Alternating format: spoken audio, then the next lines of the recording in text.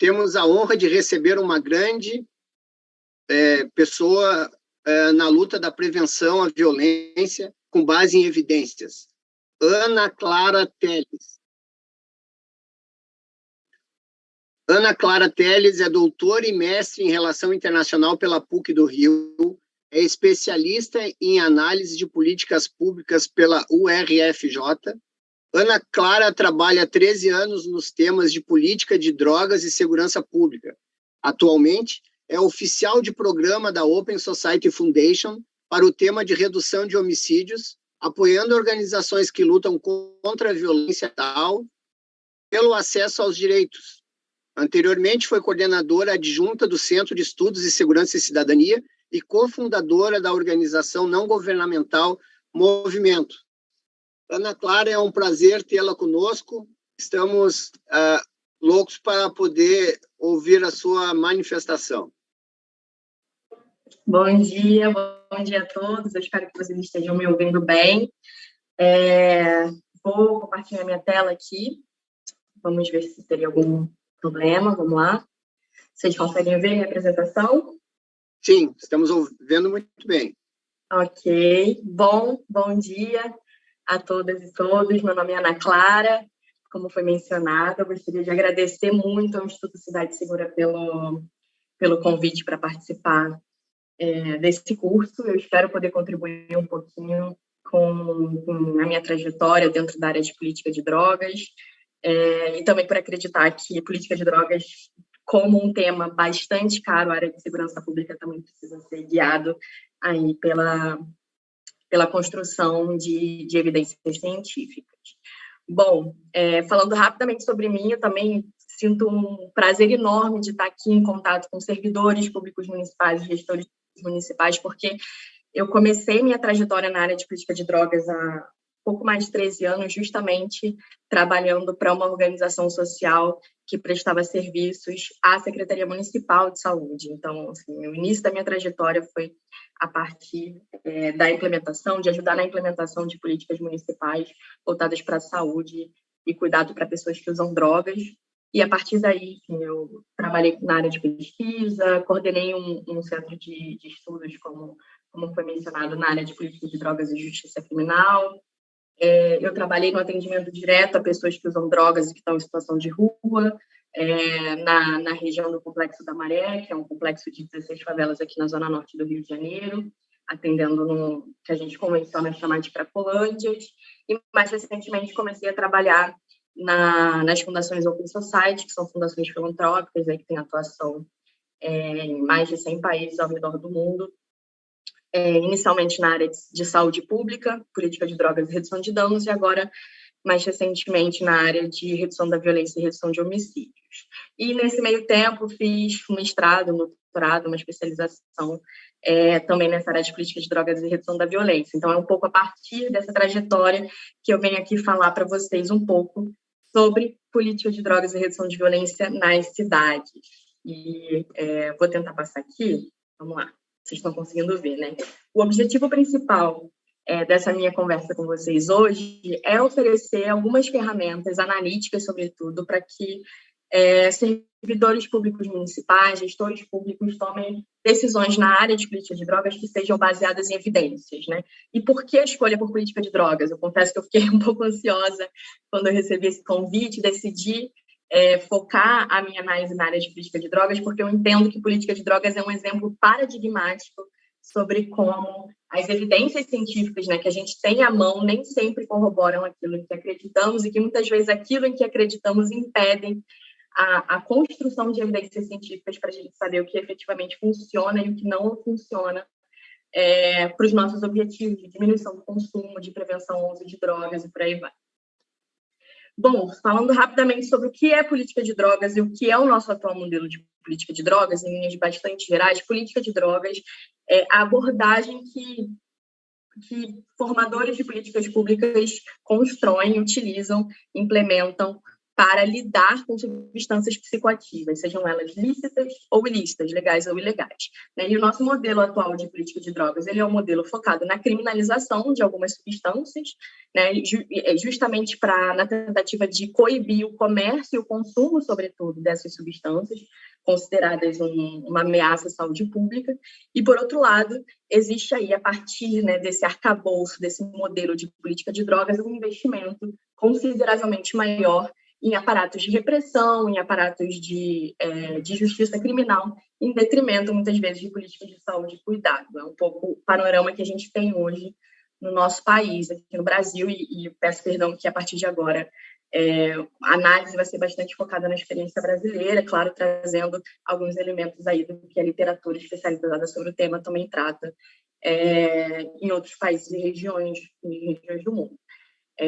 Bom, eu trago um pouco esse panorama e trago alguns dados também para mostrar de onde que a gente tira nessa análise de que hoje o nosso modelo atual, infelizmente, ele prioriza mais uma abordagem a partir da segurança pública do que uma abordagem a partir da saúde pública, a partir de alguns dados. Então, o Centro de Estudo em Segurança e Cidadania, onde eu já trabalhei, ele fez um estudo, já vem aí há 3 anos fazendo um estudo orçamentário sobre como se alocam os investimentos públicos na área de justiça criminal, de educação, de saúde, dentro do tema de política de drogas, e um dos números que foram assim, mais chocantes dentro desse esforço foi a figura de 5,2 bilhões de reais que foram investidos nas áreas de segurança pública e justiça criminal em 2017 para implementar a política de drogas somente nos estados do Rio de Janeiro e de São Paulo.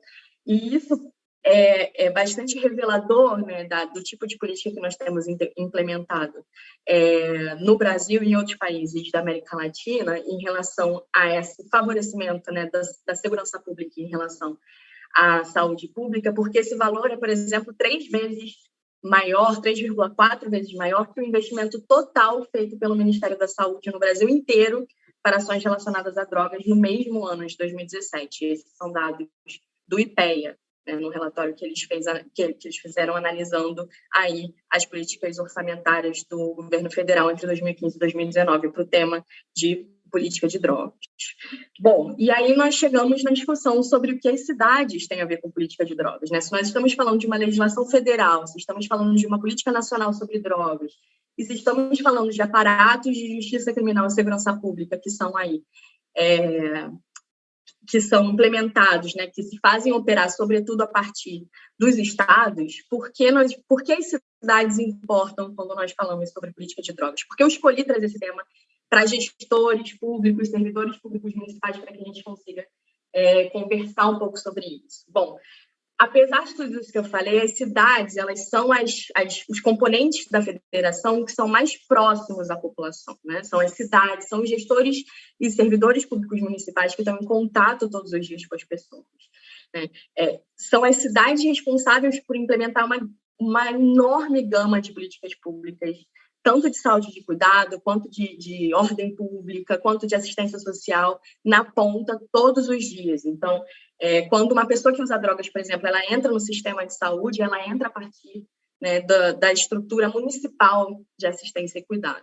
E são as cidades também as mais diretamente impactadas pela política de drogas no cotidiano, Por exemplo, aqui na cidade do Rio de Janeiro, em que nós temos como uma das principais estratégias aí de repressão crime organizada as operações policiais, nós vimos com bastante frequência como as operações policiais, elas interrompem serviços públicos de saúde, interrompem o funcionamento de escolas municipais, o funcionamento da unidade básica de saúde, unidade de saúde da família, unidade de pronto atendimento, que são justamente aí as políticas públicas municipais de saúde que chegam à ponta todos os dias. Então, existe, a partir daí, um protagonismo das cidades, ainda que não necessariamente sejam elas as que formulem as políticas públicas, o que também cria aí um desequilíbrio entre quem constrói as políticas e as políticas e quem, de fato, é afetado por elas.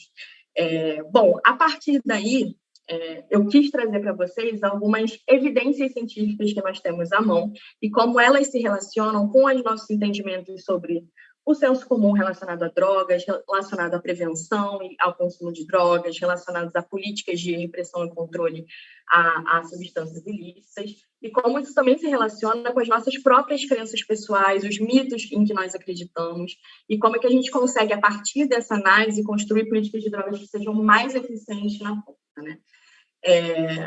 Pegando aí emprestado um pouco essa ideia de que políticas de drogas são um assunto tabu, de fato, existe uma dificuldade muito grande da sociedade como um todo de conversar sobre o tema de política de drogas. Então, nós temos dificuldade de conversar sobre política de drogas com os nossos filhos, sobre drogas, sobre consumo, e nós temos dificuldade de conversar sobre drogas como sociedade, né? Justamente esse é um dos motivos pelos quais eu trago essa discussão para cá, porque eu acho que é importante nós falarmos sobre isso, né? Drogas são uma dimensão muito importante da gestão pública. Ela impacta, o consumo de drogas, o comércio de drogas, o tráfico de drogas impactam diariamente o funcionamento, né, do serviço público em diferentes esferas, da educação à segurança pública, da saúde, assistência social. E é por isso que é importante a gente falar sobre isso, né? Quando a gente não fala sobre isso, a gente interdita o debate público, e isso dificulta muito o processo científico de produção de evidências, de construção de hipóteses. Isso se verifica, por exemplo, e eu já me envolvi bastante com pesquisas dentro da área de saúde pública voltadas para a cannabis medicinal, por exemplo, tanto universidades privadas quanto públicas, centros de pesquisa têm muita dificuldade de iniciar pesquisas voltadas a comprovar ou não a eficácia da cannabis medicinal para o tratamento de determinada doença, de determinada enfermidade, só pelo fato de quando falamos em cannabis, as portas se fecham. E isso se dá em muitas outras esferas. Quando falamos de tratamento em saúde para pessoas que usam drogas, existe uma dificuldade muito grande de a gente conseguir financiamento para fazer as pesquisas. E isso se dá porque o debate sobre drogas é um debate ainda bastante estigmatizado. E esse panorama facilita a adoção de políticas de drogas que são baseadas em mitos, em crenças pessoais e que não têm política, que não têm efetividade ou eficácia comprovados a partir das evidências que nós temos à mão. Então, é um pouco esse panorama que eu quero trazer para vocês a partir aí de 3 mitos principais que ao longo das minhas pesquisas e ao longo da minha trajetória profissional acadêmica eu venho identificando um pouco nessa área que eu acho que se relaciona bastante com o dia a dia dos servidores e dos gestores públicos municipais. Bom, o primeiro mito é que aumentar sempre investimentos na área de repressão nos ajudam a pegar os peixes grandes do crime organizado, né? As pessoas que de fato mandam, as pessoas que enriquecem, as pessoas que são as que detêm o poder bélico, o poder orçamentário, o poder físico e que faz essa engrenagem do crime organizado e do tráfico de drogas funcionar nas cidades brasileiras. Então, quando a gente olha, por exemplo, para os números, a gente vê que o perfil de pessoas presas por crimes relacionados ao tráfico de drogas, na verdade, é bastante diferente dessa ideia que nós temos de que a nossa repressão, da forma como ela funciona hoje, consegue pegar os peixes grandes dessa cadeia. A maior parte não foi presa com outras pessoas, não foi processada por associação por tráfico, ela estava sozinha no momento da prisão. A maior parte era réu primária, foi seu primeiro contato com o sistema de justiça criminal, não só para crimes relacionados a drogas, mas para outros tipos de crimes e infrações de uma forma geral. A maior parte, quando foi pega, não foi processada por crime violento ou por porte ilegal de armas, o que mostra que não necessariamente a pessoa ocupava dentro da cadeia do tráfico de drogas uma posição importante a ponto disso ser um impacto estrutural sobre o crime organizado, né? Isso mostra para a gente que hoje a forma como se estruturam as cadeias de operação da segurança pública, né, a partir e da justiça criminal dentro da área da política de drogas, faz com que a gente fique sempre correndo atrás do mesmo perfil de pessoas que são os chamados ou pequenos traficantes, né, alguns que não têm sequer uma ligação mais concreta com o crime organizado, muitos que são pessoas que usam drogas e que traficam para manter seu vício, alguns são pessoas que são puramente pessoas que usam drogas e que são colocadas nessa figura de tráfico por conta do seu perfil racial, por conta do lugar onde foram presas, por conta da sua classe social. Então, existe aí uma gama de pessoas hoje sendo presas e consumindo recursos públicos, né, em todos os níveis da federação, que não reflete exatamente o que seria uma prioridade no campo das políticas públicas de segurança pública voltadas para a política de drogas, que é justamente o desmantelamento das redes de crime organizado, que efetivamente constroem a violência, né, associada ao tráfico de drogas no dia a dia. E um dado mais recente que foi construído pelo Instituto Sou da Paz em São Paulo mostra também, por exemplo, que 40% de todas as ocorrências por drogas, né, efetuadas pela polícia no estado de São Paulo são ocorrências de posse para consumo próprio. Então, assim, existe uma mobilização de esforços humanos e de esforços de recursos orçamentários que é drenada para ocorrências relacionadas ao porte para consumo próprio que poderiam estar sendo abordados a partir de uma outra via, que é muito mais efetiva, como nós vamos ver um pouco mais para frente, que é a via da saúde pública, e que corresponde, por exemplo, a só 3% do total de massa de drogas que foram apreendidas no estado de São Paulo. Então, nós estamos falando aí de uma gama de recursos que estão sendo empregados cotidianamente e que levam a uma massa insuficiente de drogas, de fato, retiradas das ruas, e que é uma dos objetivos declarados da nossa atual política de drogas, que é justamente dificultar que as pessoas tenham acesso às substâncias e que as pessoas façam cada vez um uso menor de substâncias psicoativas, sobretudo as substâncias ilegais. Qual é o segundo mito? O segundo mito é que políticas de drogas repressivas ajudam sempre a proteger a saúde pública. E a proteção à saúde pública é o objetivo declarado das políticas de drogas, tanto em âmbito internacional, a partir das convenções das Nações Unidas, quanto em âmbito local. Nós nos debruçamos sobre a política de drogas e nós decidimos pela criminalização e pela repressão com o objetivo inicial e o objetivo nobre de proteger a saúde pública. Essa é a prioridade. Mas, de fato, as políticas que nós implementamos, da forma como nós implementamos hoje, protegem a saúde pública da maneira como a gente gostaria? Eu trouxe aqui para vocês, por exemplo, um estudo paradigmático que foi feito pelo professor David Nutt e seus assistentes de pesquisa no Reino Unido, que vai mostrar, por exemplo, essa pesquisa foi publicada na revista The Lancet, que é uma revista das revistas mais prestigiosas no campo da medicina e, sobretudo, no campo científico, e que vai mostrar que as drogas mais perigosas, tanto para si mesmo, tanto para o indivíduo, quanto para outras pessoas, para a sociedade, não necessariamente são as drogas que hoje nós consideramos ilegais, né? Então, aí, o álcool, por exemplo, ele tem um protagonismo como uma substância psicoativa que causa muitos danos a si mesmo e danos às outras pessoas, e não necessariamente, né, é uma droga ilegal. Na maior parte do mundo, o álcool continua sendo uma droga regulamentada e legalizada. Nós temos aqui o tabaco, por exemplo, nessa lista, que, embora seja menos danoso como a cocaína e o crack, ele foi descoberto que ele é mais danoso tanto para si mesmo quanto para outras pessoas do que outras drogas consideradas ilegais, como a cannabis, e não está aqui nesse quadro porque não coube, mas o êxtase, o LSD. Depois vocês podem acessar esse estudo mais amplamente, são acho que 23 ou 24 substâncias analisadas, que vai mostrar justamente que não existe necessariamente uma correlação entre drogas legais e ilegais e drogas mais ou menos perigosas, o que nos faz olhar para a necessidade de discutir, de fato, o quanto que a criminalização corresponde a esse ideal de proteção da saúde pública. Isso significa que, então, o ideal seria a gente tornar ilegal todas as drogas? Vamos tornar ilegal o álcool. O álcool é a droga que causa mais danos a si mesmo e a outras pessoas. Isso faz sentido para a gente? Quando a gente olha, por exemplo, para a experiência da regulação do tabaco no Brasil, ela é uma das mais bem-sucedidas do mundo.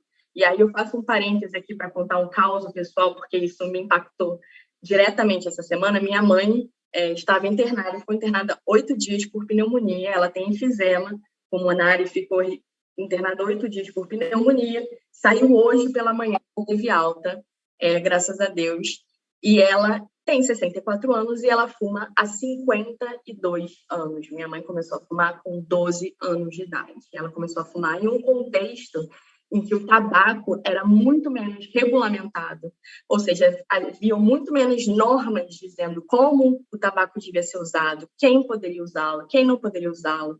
Tinham muito menos impostos sobre o tabaco, muito menos conteúdo informativo sobre os danos do tabaco. Existia publicidade nas televisões sobre o tabaco, né? E é nesse contexto que minha mãe se tornou uma fumante com 12 anos de idade e passou 52 anos da vida dela fumando 2 maços de cigarro por dia. E agora, felizmente, depois de 8, foi necessário 8 dias de internação para minha mãe começar o esforço de parar de fumar, o que é, no fim das contas, um resultado positivo depois de todo esse drama familiar. Mas eu trouxe um pouco esse caos aqui para a gente discutir sobre como, por exemplo, o Brasil foi muito bem sucedido em diminuir a incidência de uso de tabaco e aumentar a procura por serviços de saúde em todas as faixas etárias a partir de uma estratégia que não envolveu necessariamente a criminalização e os esforços de repressão, mas investimentos em saúde pública, investimento em informação, estratégias pontuais, como aumentar impostos sobre o tabaco, proibir publicidade, promoção e patrocínio. Então, patrocínio, por exemplo, de eventos esportivos, patrocínio de festas, tudo é proibido, publicidade na televisão.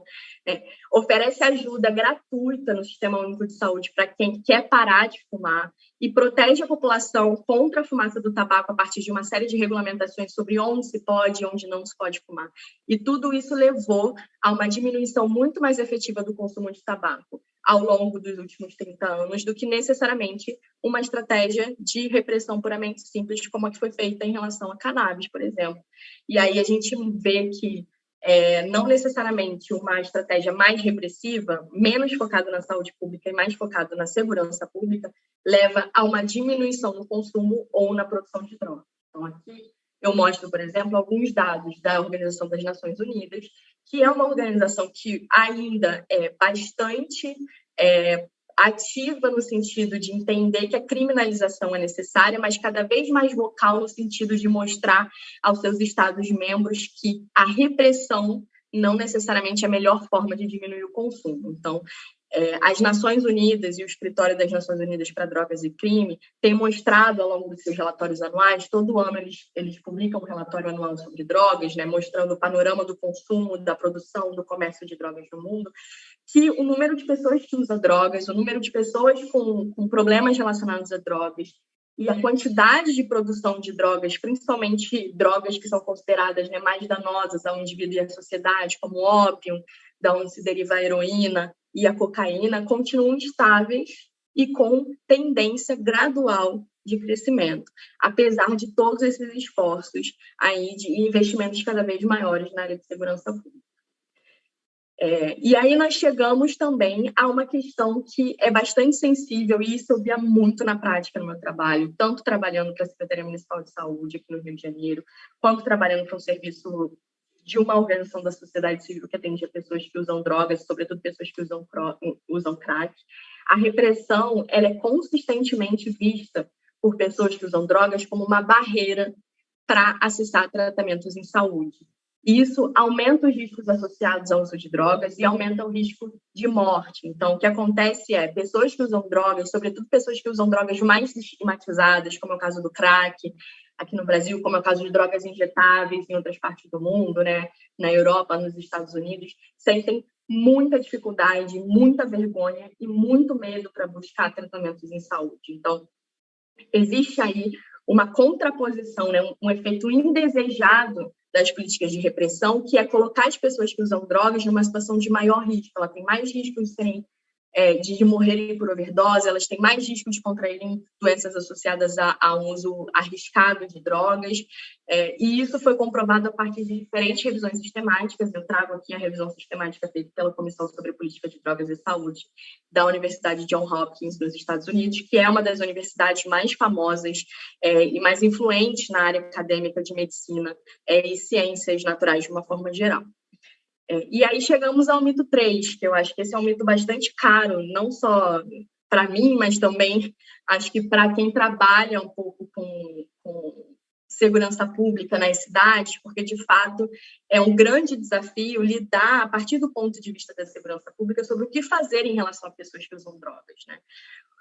E um mito muito difundido é de que, quando o assunto é drogas, a melhor opção para uma pessoa que usa drogas é o tratamento compulsório, é a internação, é afastá-la do convívio familiar, é focar na abstinência, na desintoxicação, e passados 1 mês, 3 meses, 6 meses, 1 ano, né? Aí, oferta de tratamento em que a pessoa que usa drogas fica 1 ano e meio afastada do convívio, isolada. A partir daí, ela conseguiria se desintoxicar e se recuperar dos uso de drogas e voltar à sociedade como alguém totalmente limpa, né?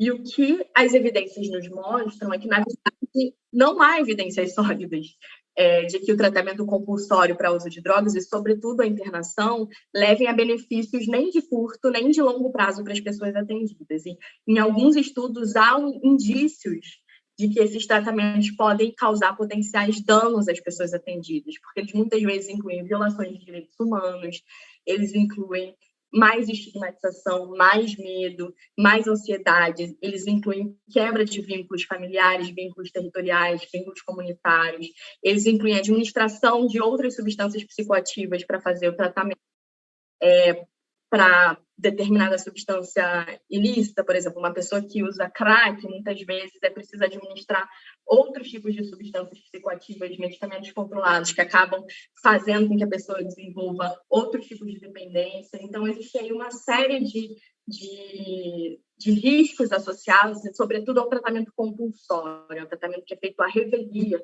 da pessoa que usa drogas, na revelia da sua autonomia e da sua capacidade de decisão.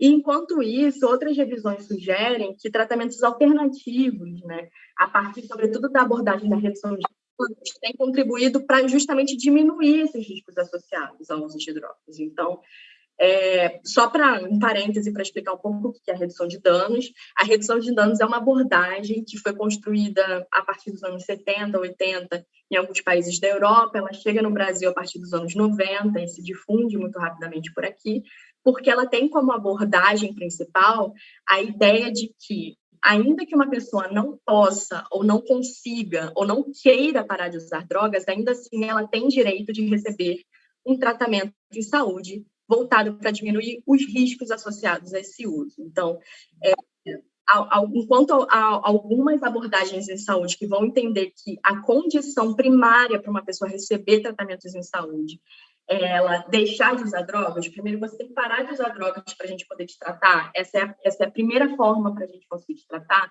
A redução de danos entende que a pessoa que usa drogas, ela tem direito a receber tratamentos em saúde, em assistência, em cuidado, ainda que ela não consiga, né, ou que ela não queira parar de usar drogas no primeiro momento. E é justamente esse acompanhamento em saúde e em cuidado que faz com que a pessoa construa vínculos, construa capacidade, diminua seus riscos associados, diminua os danos causados a si mesmo, e, a partir daí, ela consiga construir opções de cuidado que levem a uma eventual abstinência e a uma eventual recuperação de médio prazo, né? Não é uma solução fácil como colocar uma pessoa numa clínica de reabilitação por 6 meses, mas tem se mostrado a opção com evidências científicas mais bem comprovadas para diminuir, por exemplo, transmissão e prevalência de HIV/AIDS entre pessoas que usam drogas, diminuição de comportamentos de risco associados ao uso de drogas, como prática sexual desprotegida, como compartilhamento de seringas, como compartilhamento de outros materiais para uso de drogas e, sobretudo, a redução da mortalidade por overdose entre pessoas que usam drogas, né? Então, essas são as melhores evidências científicas que nós temos no momento, apontando que abordagens alternativas voltadas para a redução de danos conseguem, né, abrir caminhos para que essas pessoas, depois de um tempo, possam optar, por exemplo, por outros tipos de tratamento voltados para a desintoxicação e para a abstinência. Tudo isso... Oi. 5 minutos, tá? Tá ótimo, já estou finalizando, certinho.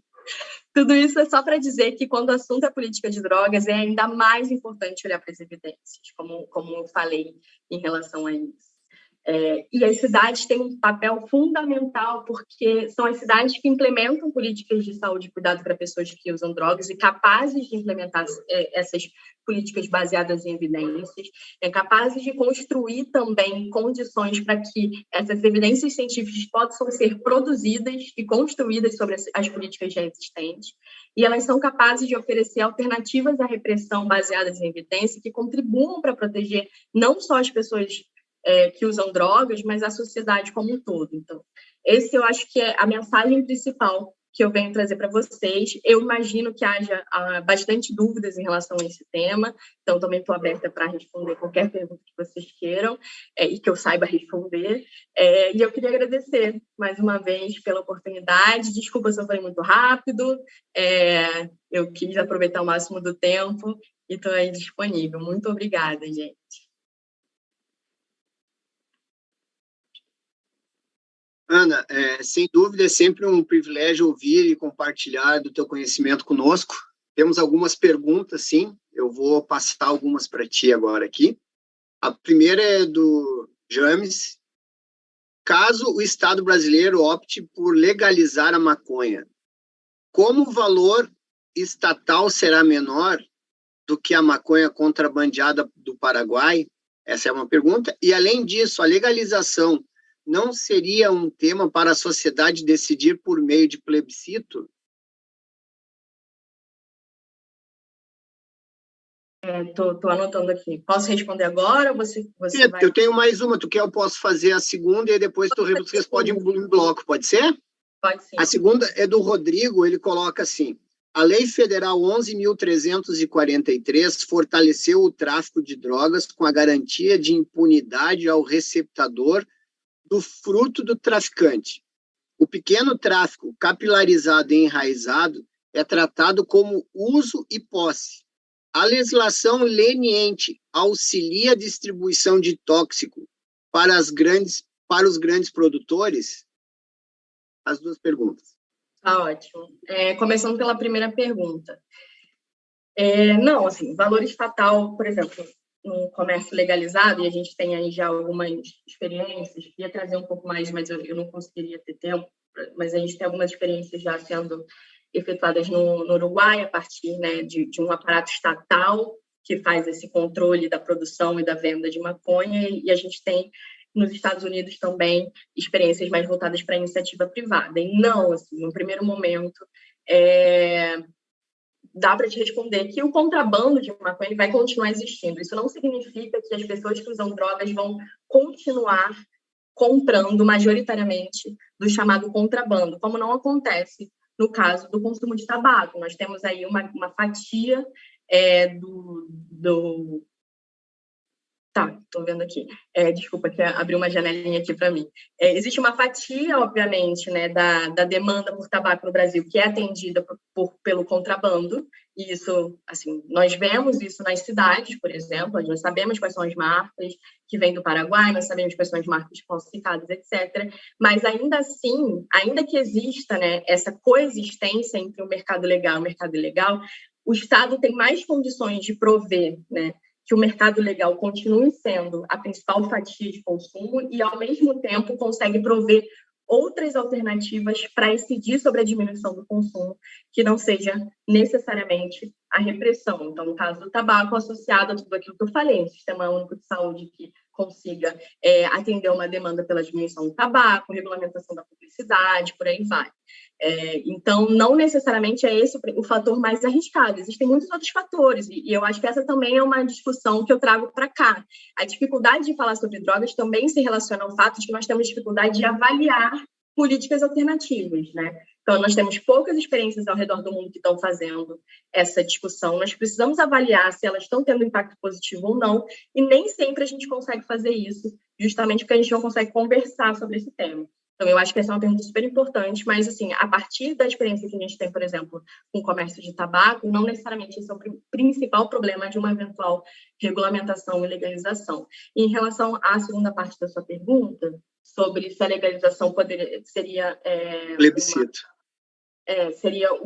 Poderia ser um... Isso eu acho que é uma discussão que cabe os formuladores de política e a sociedade como um todo. Eu acho que há diferentes formas de se construir um consenso sobre uma potencial legalização ou uma progressiva, né, uma transformação progressiva que não necessariamente envolva uma legalização, uma regulamentação no primeiro momento, mas outras estratégias, como fortalecimento de políticas de saúde pública. Eu não saberia responder. Cada país que tem se aventurado pela regulação da maconha, por exemplo, tem feito de uma forma diferente. Alguns através de pesquisas de opinião, outros através, né, de mudanças legislativas e políticas de cima para baixo. Acho que existem algumas opções. E aí, no âmbito pessoal, cada um de nós tem aí uma opinião sobre se seria melhor um plebiscito ou aquilo, mas eu acho que como políticas públicas, assim, como construção de políticas, o ideal é a gente começar a falar sobre isso de maneira mais cientificamente embasada do que a partir, né, das nossas crenças e dos mitos que rodeiam esse tema. Em relação à segunda questão, eu acho que esse é um tema complicado. Assim, o que, na verdade, os dados têm trazido em relação a quem, de fato, tem sido preso por tráfico de drogas indiferente. Então, eu trouxe um estudo sobre Rio de Janeiro e Brasília, mas a Defensoria Pública do Rio de Janeiro fez um estudo mais recente só sobre o Rio de Janeiro. Nós temos os estudos do Instituto Sul da Paz em São Paulo, nós temos alguns estudos agora no Paraná sendo feitos. É que não necessariamente esse o tipo de pessoa. O perfil de pessoa presa por tráfico de drogas no Brasil não é necessariamente a pessoa que impacta na cadeia produtiva de comércio do tráfico de drogas. Então, a gente vai ter, por exemplo, no caso do estado de São Paulo, que a maior parte das apreensões são apreensões de quantidades de maconha que muitas vezes se correspondem mais a um consumo próprio do que necessariamente a um tráfico de drogas. São apreensões no nível assim, do mesmo peso de um bombom sonho de valsa. Isso corresponde a 30%, 40% das apreensões de drogas. Então, acho que é preciso olhar com mais cuidado para os números sobre apreensões de drogas para entender exatamente até que ponto essa tese de que, né, a impunidade causada pela 11.343 leva a que pequenos traficantes não sejam pegos por esse sistema, estão sendo pegos, e que são esses pequenos traficantes que subsidiam a carreira e a construção, né, do crime organizado, não são eles que têm a relação, né, o tráfico de drogas continua funcionando muito bem, as apreensões de drogas aumentam e ainda assim o consumo continua estável e em progressiva expansão. Então, olhar para os números, eu acho que nos ajuda também a entender até que ponto essas teses se comprovam cientificamente. Eu não sei se tem mais outras perguntas, essa foi as duas perguntas que eu anotei. Ana, muito obrigado. Agradecemos imensamente a tua participação no curso. Eu convido para sua manifestação a presidente do Instituto Cidade Seguro, Tâmara Biolo Soares. Obrigada, Alex, e parabéns pela tua mediação, Ana Clara. Eu quero te agradecer muito. Ela saiu, queria também agradecer em nome... Voltou. Quero te agradecer muito, né, por tu teres feito aí a nossa palestra de encerramento do evento, do curso, e sobretudo, em teu nome, Ana, agradecer o apoio das fundações Open Society ao Instituto Cidade Segura, né, e dizer a todos, assim, da nossa alegria, da nossa honra de sermos no Brasil uma das organizações apoiadas pela Open Society, né, já há mais de um ano. Então já o primeiro curso online já foi dentro do projeto que a gente tem com vocês, e para nós isso é uma honra, porque a Open Society faz um trabalho pelo mundo inteiro de defesa da democracia, de defesa, né, de posições como são as que nós defendemos, né, de uma segurança pública baseada em evidências, de uma segurança pública que proteja os direitos das pessoas. Então, assim, da nossa alegria, da nossa honra de termos esse apoio, né, de contarmos contigo nessa caminhada e com toda a equipe da Open, que desde o início do nosso trabalho lá em Pelotas vem também nos apoiando em diferentes pactos, em diferentes momentos. Então, para nós é uma grande alegria e dizer a todos, né, que a Open é a organização que nos apoia na realização desse evento, e por isso a gente pode ter condições de oferecer um evento dessa qualidade de forma gratuita, disseminando esse conhecimento tão importante de segurança pública baseada em evidência. Obrigada a ti pela tua dedicação, pela tua fala, um beijo na tua mãe, né? Plena recuperação para ela, e obrigada por trazer esses elementos que eu acho que foram bárbaros, assim, que tu trouxeste, e que fazem muita relação com diversos assuntos que a gente tratou aqui, né?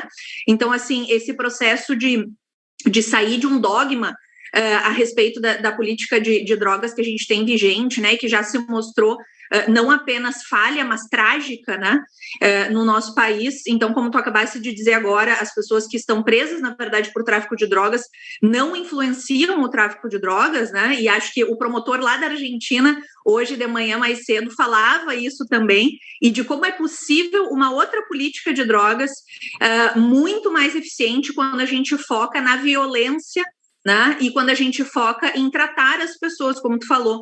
Então, a importância da visão de redução de danos, né? Eu sou, assim, uma defensora desse tema há muito tempo, né? Já estive em debates muito calorosos, assim, sobre esse tema, e acho que é fundamental, é parte da nossa missão a gente estar levando esse assunto adiante. Também te agradeço muito, então, por essas contribuições também.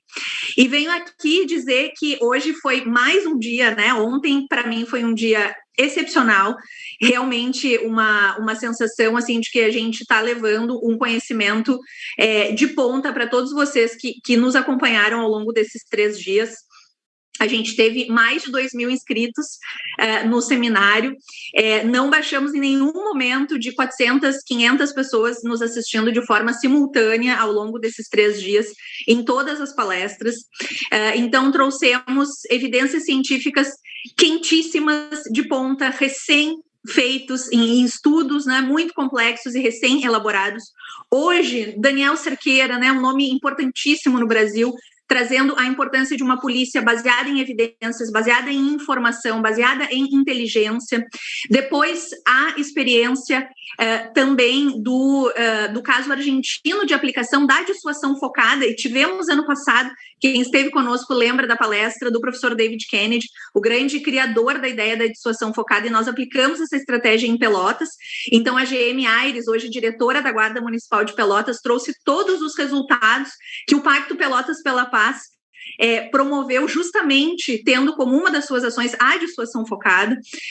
Então, essa fala do promotor, né, muito importante, que eu espero que tenha gerado em muitos de vocês, né, uma reflexão, assim, quero conhecer mais, porque está aí um desenho de uma política de drogas também muito focada naquilo que importa, que é salvar as vidas das pessoas, né? Então, uma possibilidade de fazer algo diferente e efetivo, e em breve a gente vai estar aguardando aí os resultados também da avaliação de impacto que estão sendo feitas lá. Depois, a nossa prefeita falando lá do México, um país que a gente sabe e conhece todo o problema que enfrenta na violência contra a mulher, e ela nos trazendo essas CAGEs seguras, né, essas ruas seguras para meninas e para mulheres, e com certeza, como ela bem disse, lugares seguros para mulheres, para as meninas, são lugares seguros para todos, né? Então, como é possível? E hoje esse é um fenômeno gravíssimo, trágico também, que a gente está vivendo no Brasil, com um aumento significativo ao longo do período de pandemia, que é a violência contra a mulher. Então, a nossa missão também, enquanto instituto, de levar esse tema adiante, dar publicidade, disseminar estratégias efetivas no combate e no enfrentamento à violência contra a mulher. Então, e por fim, né, a fala da Ana Clara, como já mencionei, a gente espera que vocês tenham tido o maior proveito do nosso curso. Reitero que todas as palestras estarão disponíveis no nosso canal no YouTube, no Emoções para a Paz, e no lançado aqui no curso também, Segurança e Evidências. Aproveitem o conteúdo que a gente vai estar produzindo para vocês lá nesse material. A gente fica à disposição para seguir conversando, e ano que vem teremos uma grande novidade, que o Alberto Copiti que falou mais cedo hoje aqui, que é o lançamento do prêmio que nós vamos, como indutores de políticas de segurança pública e prevenção à violência, que é o Instituto Cidade Segura, queremos lançar para que a gente tenha, ao longo do curso, também a possibilidade de dar visibilidade, né, e de reconhecer iniciativas importantes que acontecem no nosso país, de diferentes lugares, diferentes cidades, municípios, universidades, né, diferentes outras organizações da sociedade civil também, que estão aí trabalhando cotidianamente para que a gente tenha uma política de segurança pública e prevenção à violência que salva vidas, que acredita nos jovens, que consegue promover uma visão humanista, progressista e com base em evidências, para que a gente possa ter um convívio melhor nas cidades e para que a gente possa ter vidas salvas, que essa é, em última análise, a nossa missão, e uma melhor qualidade de vida também para a nossa população. Eu agradeço muito a presença de cada um e cada uma de vocês, agradeço mais uma vez a equipe empenhadíssima e dedicada do Instituto Cidade Segura, que muito nos orgulha, e a gente espera se reencontrar no ano que vem, e até lá ficamos em contato por todos os nossos canais também de redes sociais, e a gente fica à disposição para seguir conversando com cada um e cada uma. Muitíssimo obrigada. Obrigado, Tâmara. E assim encerramos a segunda edição do curso online de Segurança Pública e Prevenção à Violência baseada em evidência. Esperamos que tenham gostado. Acessem o nosso site www.institutocidadesegura.com.br e confira na íntegra todas as palestras e oficinas. As apresentações utilizadas pelos painelistas serão disponibilizadas juntamente com o envio dos certificados. Reforçamos e agradecemos a sua presença no segundo curso. Gostaríamos que você responda a um breve formulário de avaliação para nos ajudar a avaliar e produzir o próximo curso. O link foi informado no nosso grupo de WhatsApp e no decorrer da palestra no nosso chat. Muito obrigado, tenham todos um bom final de sexta-feira e um excelente final de semana.